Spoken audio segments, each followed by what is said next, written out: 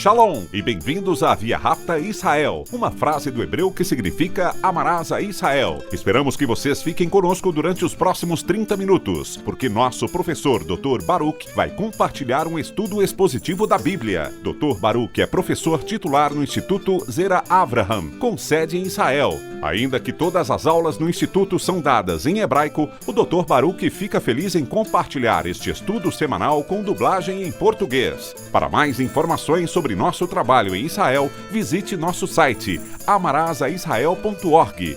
Fiquem agora com o Dr. Baruch e a aula de hoje. As human beings, we tend to be selfish. Como seres humanos, temos a tendência de sermos egoístas.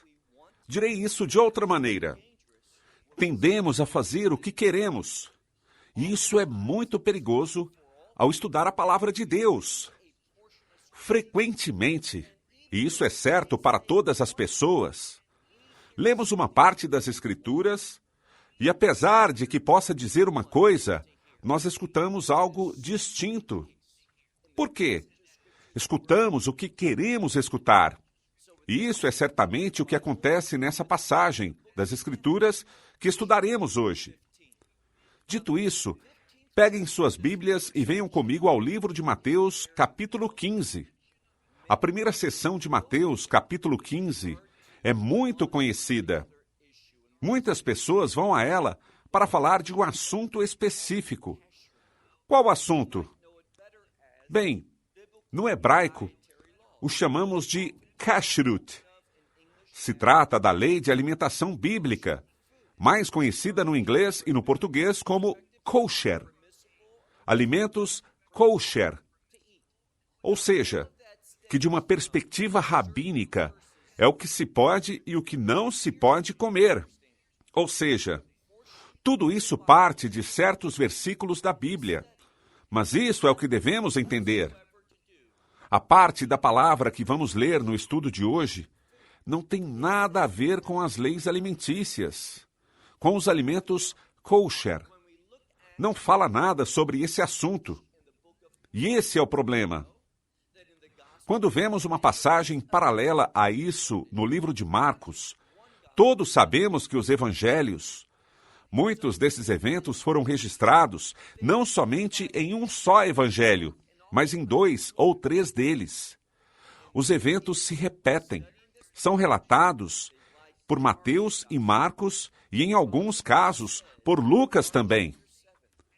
E muitas pessoas, quando estudam essa passagem, preferem o Evangelho de Marcos, pelo que diz em Marcos, capítulo 7, versículo 19. Ali há uma espécie de resumo. Mas essa é uma triste verdade. Esse resumo, tal qual como aparece na escritura original, não diz o que tradicionalmente tua Bíblia diz. Por exemplo, uma tradução muito pobre da escritura é a Nova Versão Internacional, a NVI. A razão pela qual a menciono é porque é a tradução mais popular da Bíblia em inglês no mundo inteiro, e não somente nos Estados Unidos. E no final desse versículo 19 de Marcos 7, encontramos essa declaração. Assim que Jesus declarou, limpos todos os alimentos. Ou seja, que se poderia comer o que quiséssemos. Mas aqui está o problema. Assim Jesus declarou, não está no texto. Fala sobre algo totalmente distinto. E veremos isso na próxima semana, quando estudaremos esses versículos paralelos de Mateus e Marcos. Mas quero reforçar que essa parte das Escrituras não diz nada. E o que direi de novo, essa passagem da Escritura. Bem, seja que a leiamos do livro de Mateus ou de Marcos, não diz nada sobre a lei alimentícia. A comida não é o tema central dessa passagem. Uma vez mais, leiam comigo esse capítulo 15, versículo 1. Veremos que o tema é a impureza cerimonial. Ou seja, aquilo que faz com que alguém seja impuro ou contaminado. E a seguinte é uma consideração importante. Não estamos falando disso de um ponto de vista bíblico. Não sei se é o seu caso, mas é de suma importância para mim. É o que a Bíblia diz e não o que outros dizem, outras visões da Escritura. Devemos ser pessoas que baseiem sua fé e conduta na clara mensagem da Escritura. Essa discussão se dá aqui entre Yeshua e alguns fariseus e escribas. Não tem nada a ver com a Bíblia. Ouviram isso? Essa passagem não fala de nenhum assunto relacionado com a Bíblia. Com o que tem a ver isso, então? Com o que no judaísmo chamamos de a lei oral. Isso é o que os homens escreveram com respeito aos seus pensamentos, seus pontos de vista, seu entendimento com as coisas relacionadas às Escrituras, e não com respeito ao que Moisés ensinou, não com respeito ao que os profetas ensinaram, e certamente não com respeito ao que escreveram os autores do Antigo Testamento. Iniciamos. Versículo 1. Lemos aqui. Então, os escribas e fariseus de Jerusalém, e quero enfatizar aqui a frase de Jerusalém, por uma razão. Quando vemos o texto bíblico, temos o artigo definido, os, se referindo aos escribas e fariseus. Mas interrompendo essa ideia, vemos essa frase de Jerusalém. Isso quer dizer, literalmente, os escribas e fariseus, os de Jerusalém, escribas e fariseus. Por que isso é importante? Porque quando lemos isso no texto grego, literalmente, tem uma ênfase de que essas pessoas vêm de Jerusalém. Isso é ressaltado. E isso fala da sua autoridade, seu status dentro da comunidade. Eram pessoas importantes. E o que é dito sobre eles? Vejamos novamente esse primeiro versículo. Então, e o traduzirei de uma maneira mais simples. Então, os escribas e fariseus de Jerusalém se aproximaram de Yeshua. Essas pessoas de Jerusalém, escribas e fariseus, vieram diante de Yeshua, dizendo, e lhe fizeram uma pergunta. Insisto, é necessário que prestemos atenção à pergunta e não tiremos conclusões que não estão baseadas no texto. Qual era a sua pergunta? Versículo 2. Por que seus discípulos quebram as tradições dos anciões? Sublinhem essa última frase. As tradições dos anciões. Não estamos falando de seu ponto de vista. Essa é a pergunta. O assunto do qual falaremos não é um assunto bíblico. Não está relacionado com os mandamentos da Escritura, as leis de Moisés. Mas, em troca, emerge das tradições dos anciões. E entendam algo. Os anciões não são os mesmos levitas e sacerdotes ou os profetas. Porque os sacerdotes eram sacerdotes porque nasciam assim. E isso está baseado no mandamento bíblico, igual aos levitas. Eles serviam devido a um chamado divino. Os profetas receberam a palavra de Deus de uma maneira única. Deus lhes falava. E lhes ordenava escrever suas palavras, palavras do céu. Mas os anciões, eles recebiam sua posição porque eram vistos pela sociedade. Sim, mas também pelos seus sumos sacerdotes, os levitas, e outros os viam como homens de Deus, como pessoas que tinham uma reputação correta e em quem se podia confiar. Eles eram afirmados pela sociedade, pelos líderes. A sociedade, na sua maioria, a sociedade judaica, os consideravam aptos para serem líderes. Então, eles eram chamados de anciões. Eram os de maior idade, considerados como mais sábios e tinham boa reputação entre homens e mulheres. Então, essas tradições provinham dos anciões, que eram considerados como sábios do judaísmo. Aqueles que escreveram, e essa é a chave, não a lei de Moisés, mas as tradições orais, tradições humanas, cuja origem era o homem. E uma dessas tradições tinha a ver com o verdadeiro assunto dessa passagem. E qual será? As leis da tradição, não da Bíblia, mas as leis da tradição que têm a ver com a impureza, com aquilo que é considerado imundo e contamina uma pessoa. Para entender isso corretamente, devemos avançar e escutar uma declaração muito importante. Uma vez mais, eles perguntam: por que teus discípulos quebram? Do seu ponto de vista, isso é pecado. Quebram a tradição dos anciões, posto que não lavam as mãos quando comem pão.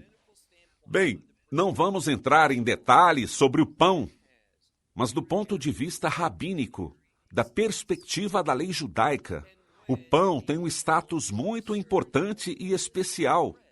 E quando uma comida contém ou consiste de pão, há diferentes leis. Isso é o que eles estão dizendo. Esses escribas e fariseus, que possuem grande reputação e autoridade de Jerusalém, recordem que isso está enfatizado, têm visto os discípulos de Yeshua e notaram que esses discípulos comem pão. E de acordo com as tradições dos anciões, a lei oral, não a lei bíblica, não o que Moisés recebeu, mas o que recebeu Moisés. Eles disseram, ordenaram, que antes de que alguém coma pão, deve primeiro lavar as mãos. E essa lavagem de mãos era uma lavagem cerimonial. Com qual fim? Recordem que compartilhei com vocês que de maneira muito similar, no Evangelho de Marcos, capítulo 7, e quero que dirijam sua atenção a Marcos, capítulo 7, versículo 4. Ali vemos uma declaração muito importante que diz: quando os escribas e fariseus, aqueles que seguem as tradições dos anciões, quando eles regressam do mercado, eles não comem, ou seja, eles não comem pão, não se sentam para comer, a menos que primeiro lavem suas mãos. Por qual razão? E, de novo, isso não tem a ver com a lei kosher. De uma forma presumida, esses indivíduos, obviamente, quando comiam, só comiam comida kosher. Mas a lavagem cerimonial de mãos não tinha nada a ver com as leis alimentícias. Com o que tinha a ver? Com o que disse várias vezes, com as leis da impureza. Aquilo que contamina o homem, que torna alguém impuro. Insisto, apesar de que lemos sobre contaminação e impureza na Bíblia, isso não tem nada a ver com isso. Vem de uma origem distinta. Qual é essa origem?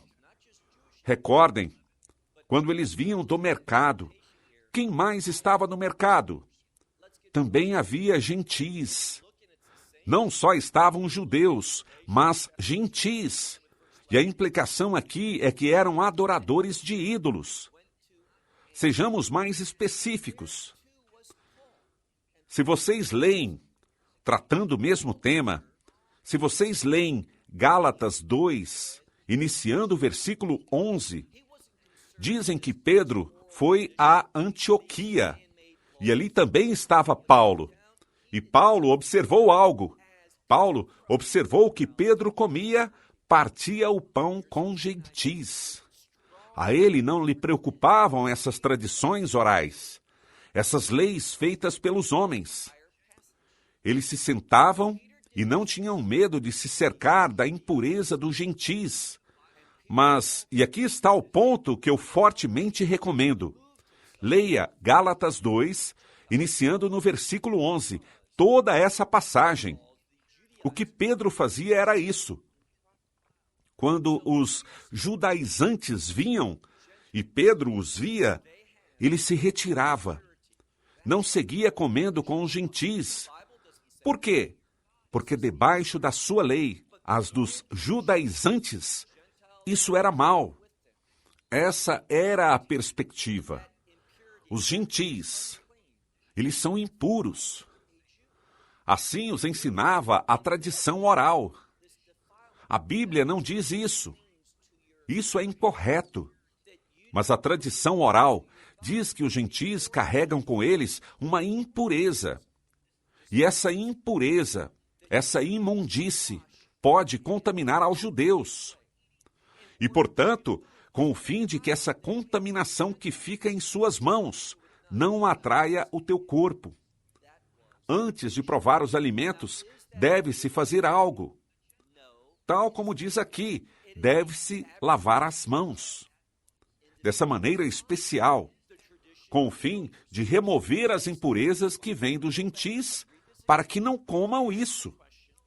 Esse era o assunto. Agora, isso é uma verdade bíblica? Não, não é assim. É uma invenção da mente das pessoas, das tradições dos anciões. Mas notem a resposta do Messias. Regressarei e lerei isso novamente. Fizeram a pergunta: por que seus discípulos quebram a tradição dos anciões e não lavam as mãos quando comem pão? Vejamos o versículo 3. O versículo 3 é uma passagem muito importante. Ele também lhes faz uma pergunta.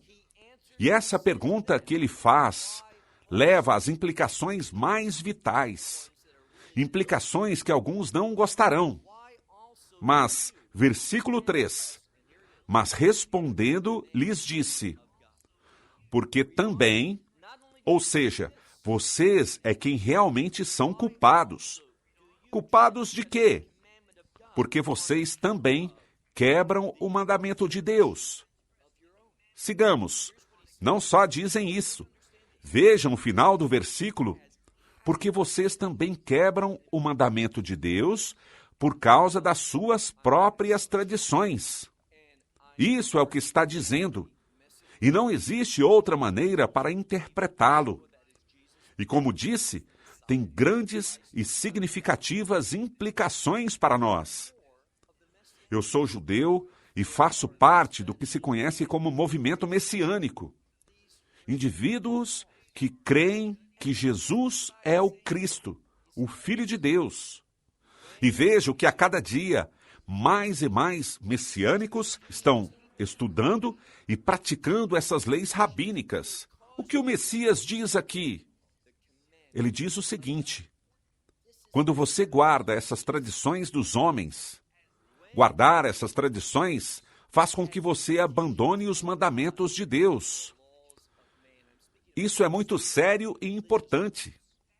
Quando nós recebemos as leis dos homens, e me refiro às leis espirituais ou religiosas, quando tomamos as invenções dos homens, seus pensamentos, suas tradições, e as aplicamos em nossas vidas, nos veremos em conflito com a verdade das Escrituras. Isso é o que diz aqui. E por isso é que ele diz: porque vocês, motivados pelas suas tradições, porque vocês quebram o mandamento de Deus. Vejam agora o versículo 4. Porque Deus ordenou, dizendo, e agora ele nos dará um mandamento muito significativo, um que todos conhecemos, um dos 10 mandamentos, que é: honra a teu pai e tua mãe. Conhecemos algo, conhecemos outro mandamento, Viahafta Kameha Gamorra. Ama teu próximo como a ti mesmo. E te pergunto, qual dos dois é o mais difícil de obedecer? ama teu próximo como a ti mesmo, ou honrar teu pai e tua mãe? Segundo o que eu vejo, o mais difícil é amar o próximo. Por quê? Porque quem é meu próximo? Qualquer que esteja perto de mim, qualquer que tenha uma necessidade, tenho uma responsabilidade. Pode ser que eu não o conheça. Pode ser que eu não tenha nenhum sentimento por essa pessoa. Pode ser que eu tenha sentimentos negativos contra essas pessoas. Mas os meus pais, eu os amo, me abençoaram por toda a vida. Por isso quero amá-los, honrá-los, respeitá-los, fazer coisas boas por eles. Não é um mandamento difícil, mas aqui está o problema. Quando não amo a Deus, não amarei ao meu vizinho e não honrarei aos meus pais. É meu amor por Deus que impulsiona em mim o desejo de honrar meu pai e minha mãe. E, portanto, ele, a propósito, escolhe esse mandamento. E notem o que diz uma vez mais, versículo 4. Porque Deus ordenou dizendo, honra teu pai e tua mãe. E também aquele que, e diz literalmente, duas palavras. A palavra mal e dizer. Então é dizer algo mal. Em muitas Bíblias é interpretada como modismo, que significa aquele que maldiz, que fala mal, que maldiz ao seu pai e à sua mãe. O que acontece? Se você faz isso, o resultado, e literalmente diz isso, a morte será seu fim. Haverá um castigo. E qual é esse castigo? A pena de morte. Isso é o que a Escritura diz de um ponto de vista bíblico. Então, esse é um dos grandes mandamentos. Todos os mandamentos são importantes, mas, obviamente, um dos 10 mandamentos, honra o teu pai e a tua mãe. E quem não fizer isso diz, seu final será a morte, deve ser executado. Mas notem algo, vejam agora o versículo 5. Mas vocês se perguntam, de quem fala? Fala das tradições orais. Não fala simplesmente desses escribas e fariseus quando diz, vocês. Ele está se referindo às suas tradições das leis orais, das tradições dos anciões. E elas tinham algo. E o que seria? Elas tinham uma maneira, por assim dizer, de escapar da palavra de Deus e seus mandamentos. Como seria isso? Notem o que ele diz. Mas vocês dizem que se alguém diz ao seu pai ou sua mãe um presente, do que está falando? Isso se refere de algo que foi separado. Sabemos que a Escritura diz que se você faz um voto, deve honrar esse voto, deve cumpri-lo. Se você jura por algo, deve cumprir isso. Isso é o que diz as leis orais. Se tenho algo, e usemos algo de exemplo, algo bobo. Eu tenho dinheiro e quero usá-lo para sair de férias, mas sei que meus pais necessitam de ajuda financeira. Então, o que eu faço? Eu proclamo, eu designo, eu santifico esse dinheiro por um propósito. Nesse caso, minhas férias. Agora, meus pais o necessitam. Mas eu digo, não posso, papai. Estaria rompendo a lei se te dou esse dinheiro porque ele já está designado e tenho que cumprir minha promessa. Claro, quem se beneficia? Eu. O que o Messias está dizendo é o seguinte, vocês não querem servir a Deus, não buscam honrar a Deus, nem fazer o que lhes ordenei fazer. Vocês não estão buscando maneiras de honrar aos seus pais e às suas mães. Isso nos fala de quão longe eles se encontram do amor de Deus e da palavra de Deus. É o que nos diz aqui, aquilo que pode ser um benefício. E se você segue lendo esse versículo, versículo 5 diz, aquilo que pertence a vocês, parte dos seus ganhos, não compartilharão com eles, porque vocês dizem que é uma oferta. É algo sagrado. E dizem também, vocês não honram seus pais e suas mães. E fazendo isso, o que acontece?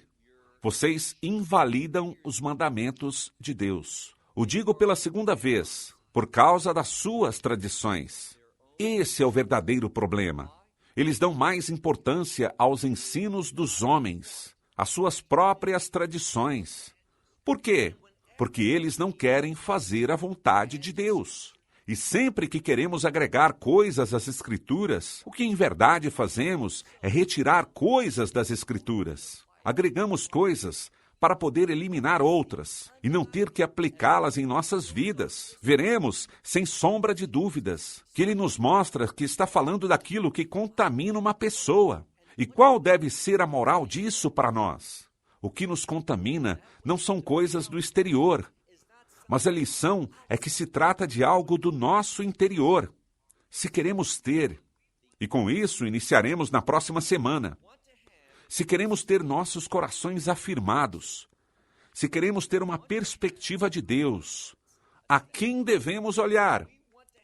Devemos olhar os profetas. Por quê?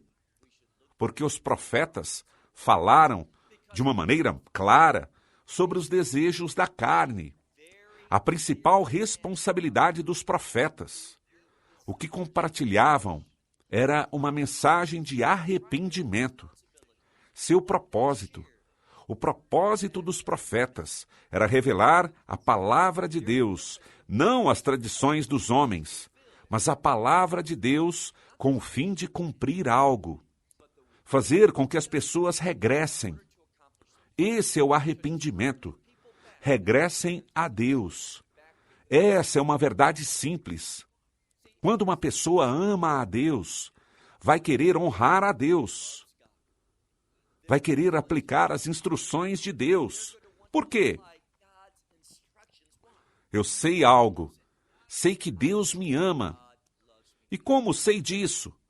Porque enviou o seu único filho a esse mundo para morrer por mim. Eu sei que Deus tem o que é bom para mim.